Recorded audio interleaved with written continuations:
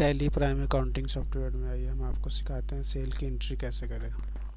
अभी हमने पिछली वीडियो में ये सिखाया कि हम परचेज़ की एंट्री कैसे करें और सेल की। अब हम सिखाते हैं सेल की एंट्री कैसे करें और सेल की एंट्री करते समय किन किन लेजर को बनाना ज़रूरी है, तभी हम सेल की एंट्री कर सकते हैं। तो सेल की एंट्री करते वक्त हमें जाना है वाउचर में। वाउचर में जाने के बाद यहाँ परचेज वाउचर पे हम आ गए, क्योंकि पिछली बार हमने परचेज वाउचर पे वो काम किया था। अब हमें सेल पे जाना है, तो इसके लिए सेल के लिए होता है शॉर्टकट की होता है F8। अब हम सेल पे आ गए। अब हमें किस पार्टी को सेल करना है, जैसे कि हमें मान लेते हैं हमने Gupta material industry Jain traders को,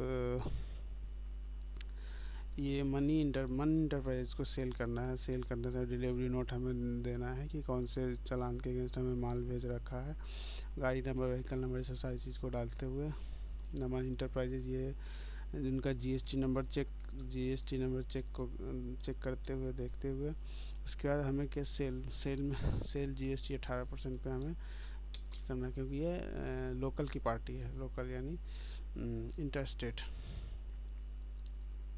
नहीं, लोकल माने इंट्रा स्टेट।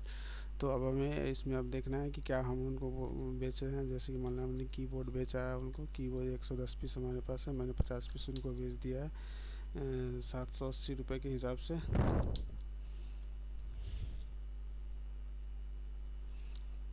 ये उनको हमने बेचा कीबोर्ड।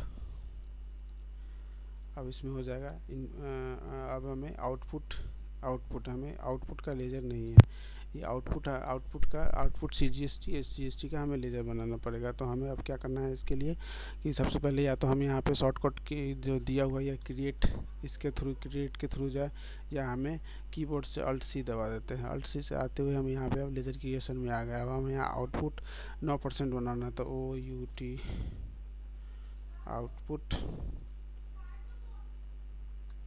CGST@9%। अब यहाँ से ऐसे अकाउंट ना लेते हुए ड्यूटी एंड टैक्सेस में लेना है, क्योंकि ये ड्यूटी एंड टैक्सेस में आते हैं। जीएसटी का जो भी पार्ट होता है, जो भी भाग होता है, जीएसटी में लेंगे इसको। यहाँ पे टैक्स कौन सा है, सीजीएसटी है, तो ये स्टेट टैक्स हो गया, नहीं सेंट्रल टैक्स हो गया। इसको सेंट्रल टैक्स में लेते हुए टैक्स परसेंटेज कैलकुलेशन 9% करेंगे। यहाँ पे 9% का है।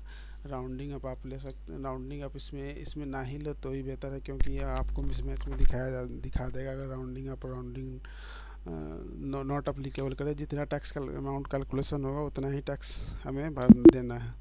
इसको एक्सेप्ट करके आउटपुट CGST का बन गया। अब हमें बनाना है आउटपुट SGST का बनाना है। फिर हम यहाँ पे ये इसको जैसे ही आउटपुट 9% किया हमने, यहाँ 9% टैक्स कैलकुलेशन कर लिया। अब फिर हमें बनाना है CGST का हो गया SGST का। फिर हमें बनाना था यहाँ पे अल्ट सी का बटन प्रेस करते हुए अब SGST@9%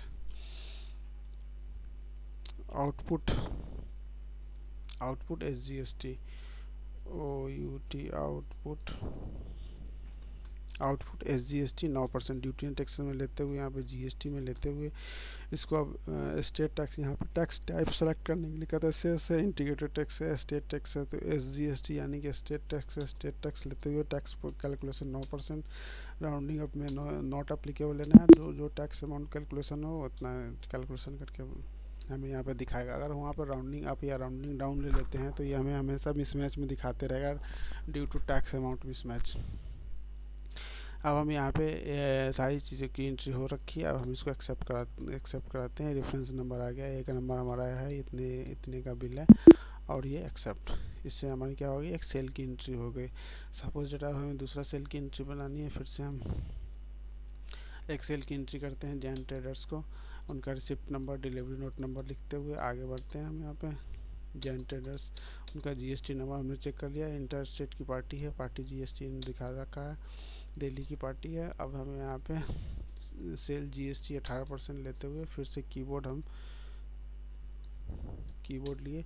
हमारे पास इसमें दिखा रहा है 960 पीस अवेलेबल है। हम 400 पीस इनको भेज देते हैं 780 रुपये के हिसाब से, इतना 3,12,000 की। अब फिर से हमें अब CGST आउटपुट CGST SGST 9% लेते हुए यहाँ पर टैक्स कैलकुलेशन ऑटोमेटिक हो गया। आउटपुट SGST इसको जीएसटी टैक्स कैलकुलेशन करते हुए ई वे बिल, अब यहाँ पे रिक्वायरमेंट हो गया 50,000 से ज़्यादा बिल बन गया तो ई वे बिल हो जाएगा। यहाँ पे ई वे बिल का वीरेंद्र सेल्स, ये सारी चीज़ को देखते हुए अब यहाँ पे एड्रेस सप्लाई कॉन्साइनी जैन ट्रेडर्स, उनका जीएसटी नंबर दिल्ली का है, एड्रेस उनका यहाँ पे कहाँ पे जाएगा करते हुए व्हीकल नंबर, ट्रांसपोर्ट आईडी जिस गाड़ी से हम माल को यहाँ से वहाँ भेज रहे हैं उनका ट्रांसपोर्ट आईडी यानी उनका जीएसटी नंबर होगा तो वो कुछ डालते हुए व्हीकल नंबर डालते हुए इसको एक्सेप्ट करा देंगे। रेफरेंस नंबर 2 हमारा इनवॉइस नंबर 2 बन गया। अब इसको save HSN for keyboards is not specified, अब यहाँ पे बोल रहा है कि HSN नहीं बनाया हुआ है तो इसमें मैंडेटरी हो गया ई वे बिल में स्पेसिफिकेशन करने के लिए। ये हमारा वार्निंग शो मैसेज कर रहा है। इसको प्रेस की कंटिन्यू करते हुए एक्सेप्ट करा देंगे। ये जो हमारे पॉपअप खुला था इसका मतलब ये है कि इसमें कुछ ना कुछ कमी रह गई है। हमें उसमें कीबोर्ड का जो हमने लेजर बनाया उसमें वहाँ पे HSN कोड नहीं डाला है। अगर हम वहाँ पे HSN कोड डाल देते हैं तो हमारा जो पॉपअप आया था वो नहीं आएगा और हमारी एंट्री सही हो जाएगी। वैसे भी ये हमारी एंट्री ठीक है, सिर्फ उसमें HSN कोड डालना है। आपको जो जो एरर होते हैं वो टैली प्राइम में एरर शो कर देता है कि इसमें आपने ये HSN कोड नहीं डाला है, जीएसटी नंबर नहीं डाला है, ई वे बिल नंबर नहीं डाला है, ये सारी चीज़ें टैली प्राइम हमें बता देता है एंट्री करते समय में। तो हम अभी इस वीडियो में सीखा कि हम सेल की एंट्री कैसे करते हैं। अब हम आपको अगले वीडियो में दिखाएंगे पेमेंट की एंट्री कैसे करते हैं, फिर रिसिप्ट की एंट्री कैसे करते हैं, फिर आपको हम दिखाएंगे बैंक रिकन्सिलिएशन स्टेटमेंट कैसे बनाया जाता है।